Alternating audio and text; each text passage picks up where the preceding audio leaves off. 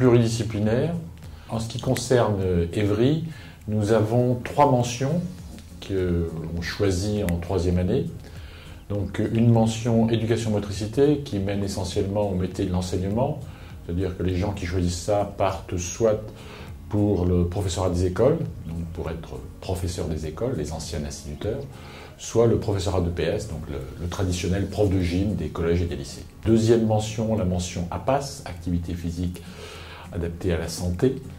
Donc là, c'est les gens qui seront des éducateurs sportifs spécialisés dans les maisons de retraite, pour les rééducations. C'est un métier qui est en plein développement. Et enfin, une 3e voie, une 3e mention, la mention entraînement sportif.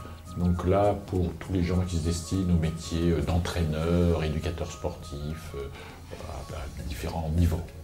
Cette année, je passe le CAPEPS, qui est le concours de professorat d'EPS. C'est tout simplement parce qu'être prof d'EPS, c'est un petit peu un travail quotidien pour moi. J'ai toujours travaillé avec des enfants, je suis à l'aise.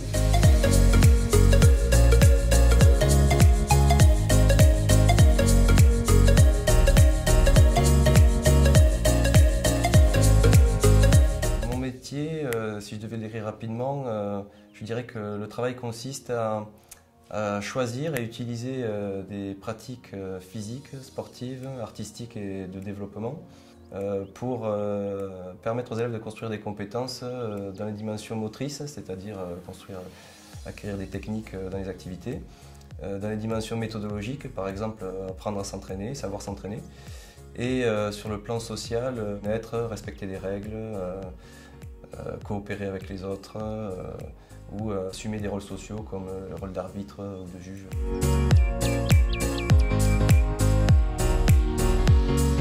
Pour réussir dans cette formation, c'est très facile, il suffit de travailler, pas de problème, puisque quasiment toutes les matières sont des matières nouvelles.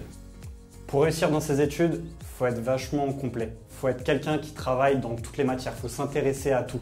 Il faut être autant sur de la psycho que sur de la sociologie, du français, des maths, de l'anglais.